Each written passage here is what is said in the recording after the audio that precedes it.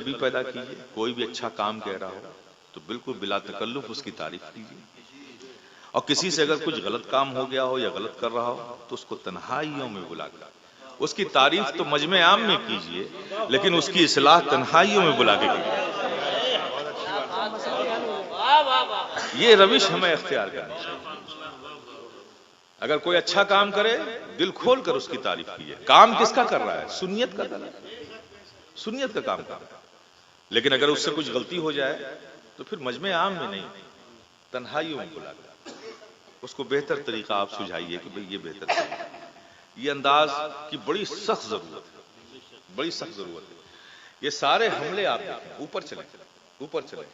ابھی ایک ہمارے، میں بڑا کھل کر بات کرتا ہوں، مجھے اس میں کوئی تکلف نہیں، ایک کینیڈا کے ڈاکٹر صاحب ہیں، آپ سب متعارف ہوں گے، ڈاکٹر طاہر القادری صاحب۔ اب ان کی بھی بڑی پرابلم ہے۔ شروع میں یہ آئے، میں اس وقت سے جانتا ہوں، ابھی تو یہ لوگ منہاجی اور منہاج القرآن سے ابھی جڑے ہیں۔ میں وہ شخص ہوں جو اس وقت سے جانتا ہوں کہ جب لاہور کی مسجد میں جمعے کی خطیب تھے اور لا کالج میں یہ پڑھاتے تھے لاہور میں، بس وہاں سے میں جانا سمجھ گئے نا۔ اس وقت سے لے کے اب تک کی ساری زندگی میرے سامنے ایک بالکل تصویر کی طرح ہے کہ کہاں کہاں کے، اس لیے مجھے کوئی نہ سمجھائے کہ ڈاکٹر صاحب کیا ہے۔ کبھی فرصت ہو آگے بیٹھ جائیے، سارا نشہ اتر جائے گا۔ آپ سمجھ گئے نا؟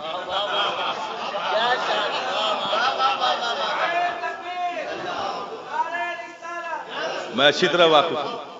ابتدائی دور میں بہت ٹھیک ٹھاک تھے، میں بھی تعریف کرتا تھا۔ میری ایک عادت ہے، جو اچھا کام کرتا ہے میں دل کھول کے تعریف کرتا ہوں، اور کسی سے اختلاف ہو تو اس کو موضوع بحث نہیں بنا لیتا کہ ہر مجلس میں اس کے خلاف۔ جب وہ ملے گا اس سے پہلے بات کروں، انتظار کرتا ہوں۔ خیر، اچھا کام کر رہے تھے، لوگوں نے عزت دی، اللہ نے بھی بڑا فضل فرمایا ان پر، بڑی کامیابی ملی، لوگوں نے محبت دی، عزت دی، اسٹیجوں کی زینت بنے، وہ اچھے خطابات آئے، لوگوں کو بڑی سنیت کو تقویت بھی، نو ڈاؤٹ یہ سب ان کے اچھے کام تھے، میں بھی تعریف کرنے والا۔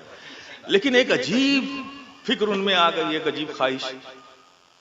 اب وہ خواہش ان کو اتنا بے چین کر گئی ہے کہ آج تقریباً 25 سے 30 سال ہو گئے، وہ جنون نہیں اترا اور وہ بے چینی، ان کی اضطرابی کیفیت ابھی تک نہیں گئی۔ ایک خیال آ گیا کہ مجھے پاکستان کا پریزیڈنٹ بننا ہے۔ قوم کی دی ہوئی محبتوں پہ قناعت نہیں کر سکے، صبر نہیں آیا۔ نہیں صاحب، وہ ہمیں تو شہرت کی اتنی خواہش ہوئی کہ مجھے پاکستان کا۔ اب معلوم چلا کہ پاکستان کی سیاست میں شیعوں کا بڑا تسلط ہے، بغیر ان کو ہموار کیے ہوئے آپ یہاں تک نہیں پہنچ سکتے۔ تو اب صاحب امام باڑے پہنچ گیا، کالا کپڑا پہن کے، ڈریس پہن کے، یونیفارم۔ آپ سوچئے، خمینی جیسا غلیظ قسم کا رافضی، آپ سوچئے، بدترین رافضی۔ میں آپ سے کیا مطالعہ کیجئے میرے پیارے، نہیں معلوم اصل میں رافضیت کے حوالے سے آپ کو کچھ نہیں معلوم۔ آپ تو اتنے ہی سمجھتے ہیں کہ صحابہ کی گستاخوں کو رافضی کہتے ہیں۔ نہیں نہیں نہیں، یہ رافضی صرف صحابہ کی گستاخ نہیں ہے، یہ مکمل گستاخ ہے، مکمل گستاخ۔ میں آپ کو بتا رہا ہوں، عجیب ترین غلیظ عقیدہ رکھنے والی قوم کا نام رافضی ہے۔ اب زیادہ تفصیل میں نہیں جاؤں گا، بات بڑی لمبی ہو جائے گی، صرف ایک بتا دوں۔ یہ کہتے ہیں نا نبی سے محبت ہے، علی سے محبت ہے، تو جس علی سے محبت ہے وہ اپنے آپ کو شیعان علی کہتے تھے، ان علی نے بھی ان پر لعنت بھیجی۔ آپ سوچئے کیسی محبت ہے۔ یہ نبی کی تعظیم کرنے والی ایسی قوم ہے کہ یہ کہتے کیا ہیں، ان کی کتابوں میں، ان کے علماء کی کتابوں میں لکھا ہوا ہے۔ بحمد تعالیٰ اس فقیر نے ان 3-4 مہینوں میں بڑی محنت کی، ان کی بہت ساری کتابیں جمع کر لی ہیں، انشاءاللہ وہ بھی میں لاؤں گا آپ کے سامنے، وقت آئے گا۔ تو کہتے کیا ہیں کہ جبریل امین، حضرت علی اور نبی پاک صلی اللہ علیہ وسلم کی چہرے میں شباہت تھی، کافی ملتا جلتا چہرہ تھا۔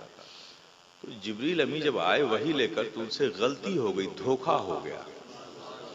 آنا تھا علی کے پاس وحی لے کر، غلطی سے چلے گئے نبی کے پاس۔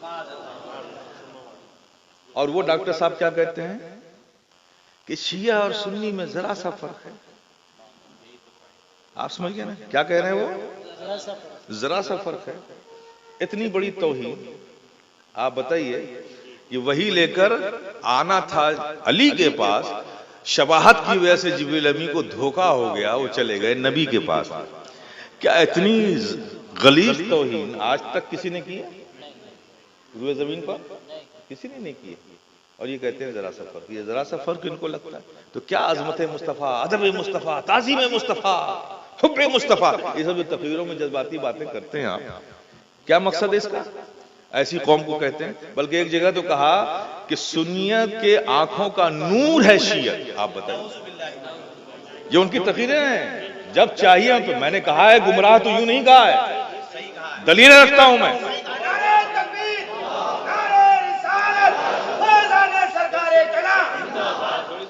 بحمدی تعالیٰ میں آپ کو بتا دوں یہ فقیر شفیع گدائے جیلانی پر اس کے پیر و مرشد حضور سرکار کلا کا روحانی تصرف ہے، کرم ہے، فیض ہے کہ میں اپنے سینوں میں کسی کے لیے حسد نہیں محسوس کرتا.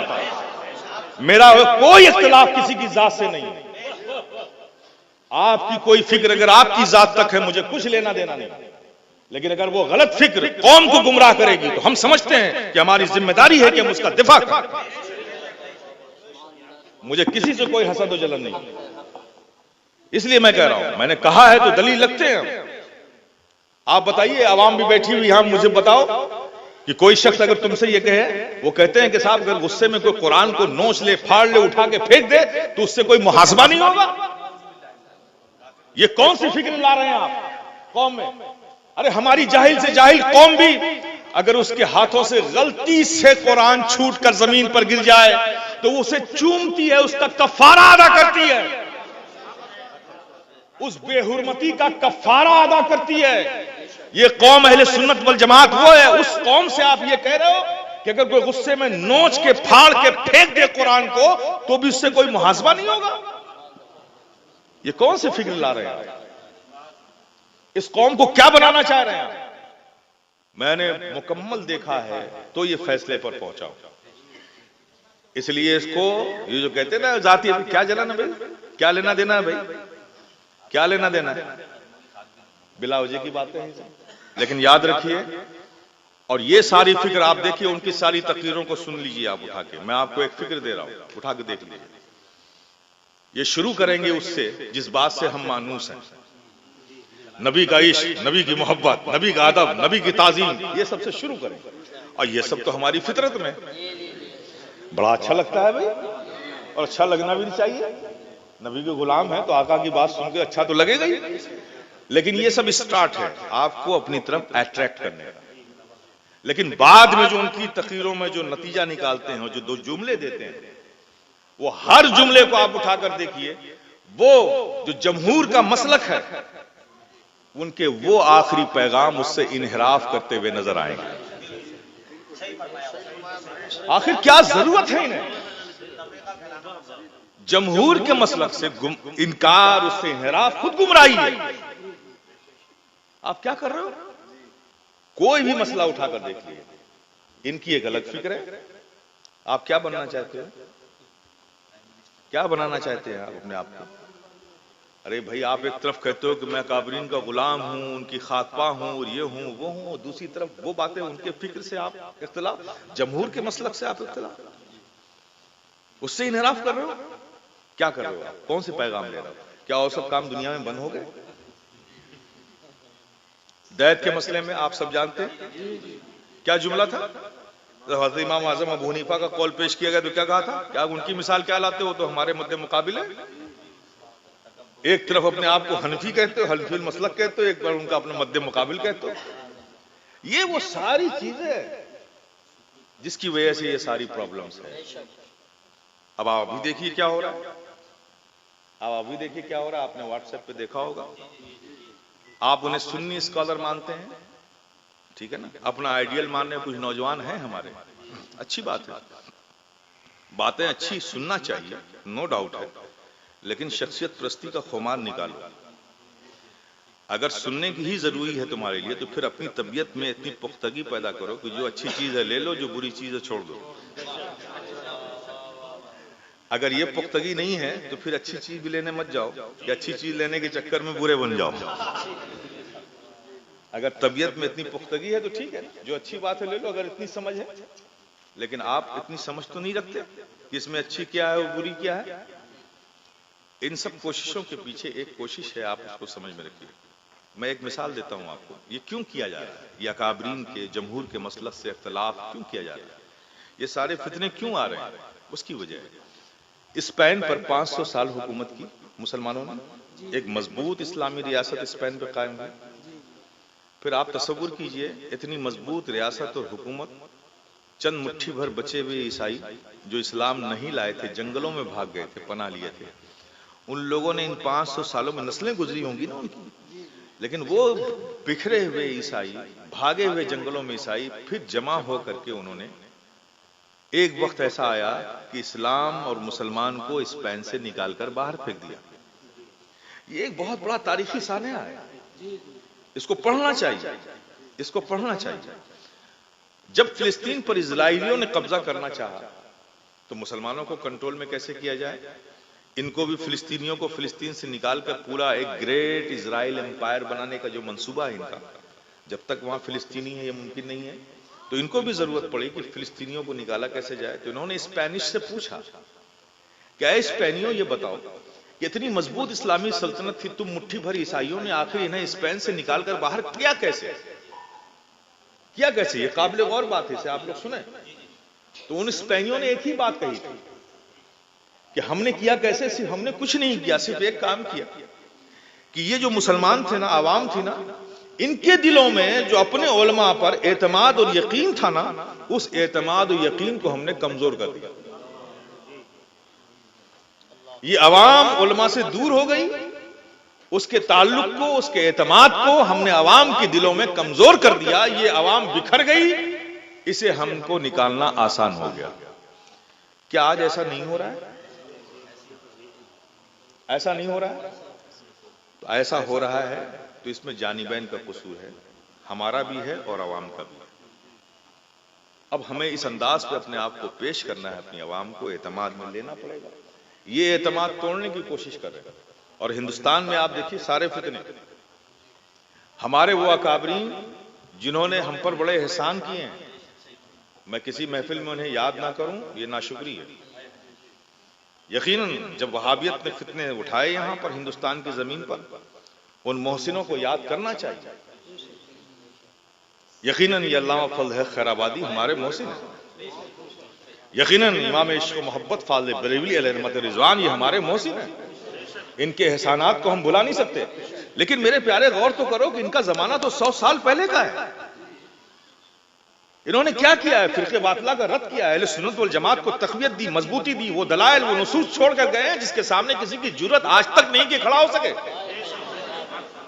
لیکن مجھے بتاؤ کہ آج کوئی اختلاف ہوتا ہے ہمارے اور آپ کے مابین، تو نہ ہم آپ کا محاسبہ کرتے ہیں نہ آپ ہمارا کرتے ہیں، سیدھے پلٹ کر فاضل بریلوی کی طرف جاتے ہیں۔ ان کی ذات کو کیوں نشانہ بنایا جا رہا ہے؟ کیوں ان کی ذات کو نشانہ بنایا جا رہا ہے؟ آپ مجھ سے یہ بتائیے، اس کے پیچھے کچھ نہیں ہے۔ ہمیں برا کہنے سے اہل سنت والجماعت کمزور نہیں پڑے گی، لیکن ان اکابرین کے دلوں میں ان کا جو عزتیں، عظمتیں، جو ان پر اعتماد قوم کا ہے، جب ان اکابرین کے حوالے سے قوم کے دلوں میں اعتماد کمزور پڑے گا تو اہل سنت والجماعت بکھرے گی۔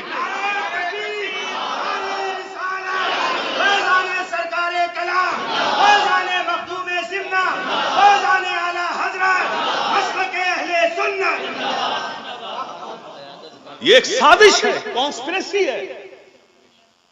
میں سادات سے بھی مؤدب ہو کہتا ہوں میری آواز جائے گی یقیناً کل سوشل میڈیا پہ۔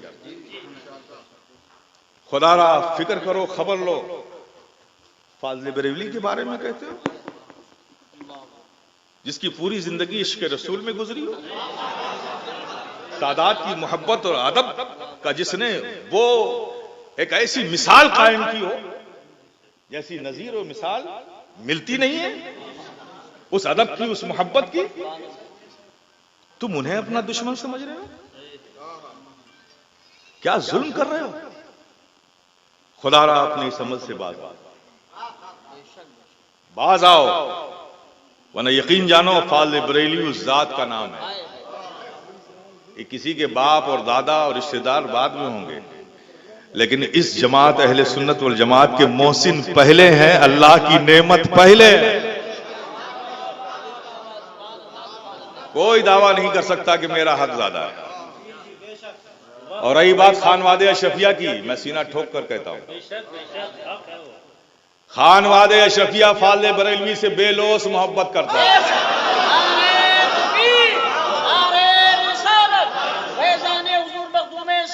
بے لوث محبت کرتا ہے، بے لوث کل بھی کرتا تھا، آج بھی کرتا ہے، بے غرض کرتا ہے۔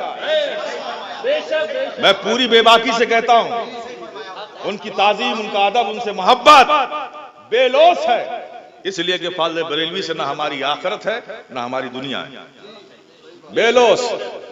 آخرت کے لیے بھی ہمارے بزرگ کافی ہیں اور دنیا کے فائدے کے لیے بھی ہمارے بزرگوں کی نسبت کافی ہے، لیکن پھر بھی ہم بے لوث محبت کرتے ہیں، ان کا ادب کرتے ہیں، ان کی تعظیم کرتے ہیں، ان کا احترام کرتے ہیں، ان کی عظمتوں پہ اٹھنے والی ہر انگلی کا جواب دینا ہم جانتے ہیں۔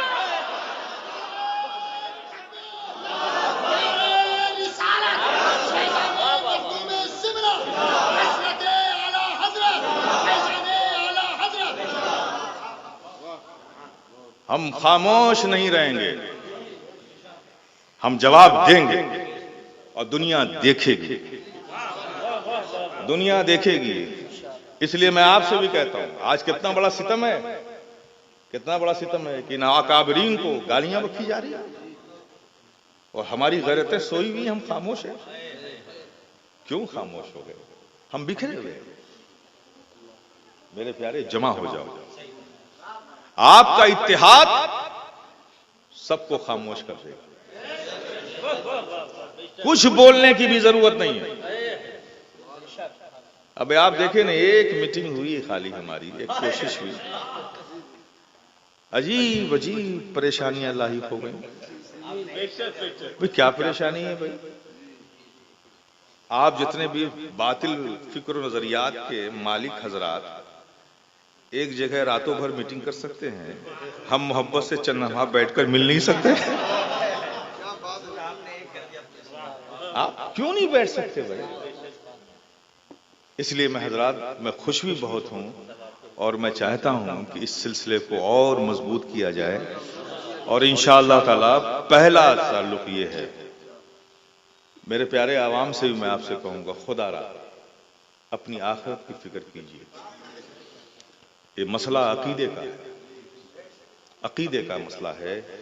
اگر یہاں آپ گستاخوں کے بیچ رہ کے خدا نخواستہ گستاخ ہو گئے تو آپ سمجھ لیجئے کہ آخرت کیا ہوگی۔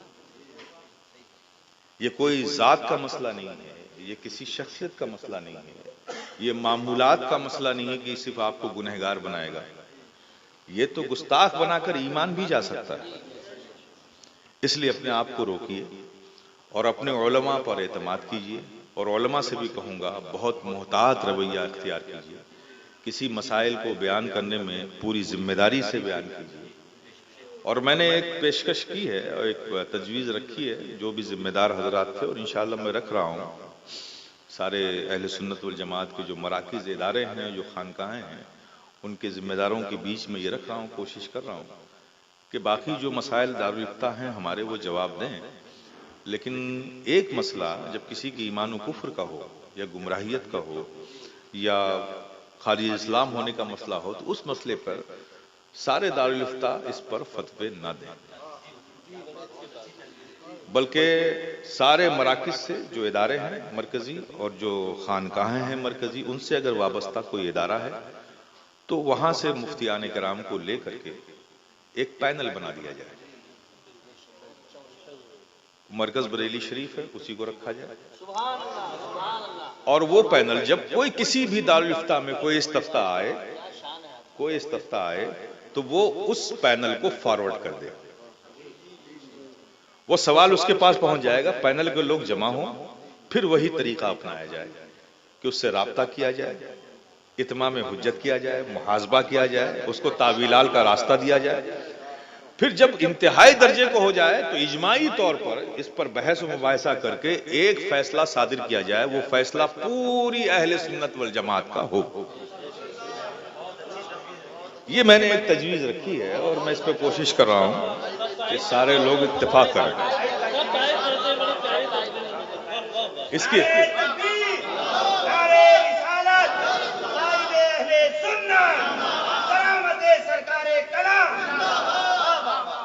تو اس کی بڑی ضرورت میں نے محسوس کی، اس کو تھوڑا پابند بنایا جائے، تھوڑا سا اس کو محتاط بنایا جائے اور پابند بنایا جائے تاکہ اس کا ایک بھرم رہے۔ آج تو کیا بے باکی ہے واقعی میں نے سنا کہ صاحب آپ کے اوپر کتنے فتوے لگے، کہیں نبی کہیں تب ابھی آپ کو شہرت نہیں ملے گی، 2-4 فتوے جب تک نہیں لگیں گے شہرت نہیں ملے گی۔ کیا بنا دیا ہے واقعی میں، سچائی ہے۔ تو ہم کو ان سب چیزوں کا محاسبہ کرنا پڑے گا، ہم کو وائنڈ اپ ہونا ہے، پھر سے لوٹنا ہے اسی عہد رفتہ کی طرف۔ اس طرف لوٹنا ہے تو بہت سی چیزوں کا ہمیں جائزہ لینا پڑے گا، دین کے معاملات میں، عقائد کے معاملات میں، شرعی معاملات میں۔ خدا را اب کوئی سمجھوتا مت کیجیے۔ آپ علامہ لکھ دیتے ہیں، بھائی ایک دن مدرسے کی شکل نہیں دیکھی۔ ابھی حضرت جامی کا اگر بنایا ہوا قاعدہ لے لیں تو مولوی لکھنے کے لائق کوئی نہیں نکلے گا، علامہ کہاں سے ہو جائیں گے؟ یہ تو ایسا لگتا ہے جیسے یہ بھی کوئی مارکیٹ میں ملتا ہے صاحب۔ تو خدا را یہ جو سخاوت ہے نا، اس دروازے کو بند کیجیے، جس کا جو حق ہے وہ دیجیے۔ اور بس میں یہی چاہوں گا کہ محبت سے رہیے۔ یہ ہماری نشست کسی کے اختلاف میں نہیں ہے، ہماری اپنی اصلاح کے لیے ہے کہ ہم غور و خوض کریں کہ آگے آنے والے وقت میں ہمارے اقدام کیا ہوں گے۔ اس بابت سے یہ بات مکمل کر لیجئے کہ جن کے موقف واضح نہیں ہیں، مشکوک ہیں، علماء اسی وقت اس میں شرکت کریں جب تک کہ ان کے موقف کی وضاحت نہ ہو جائے۔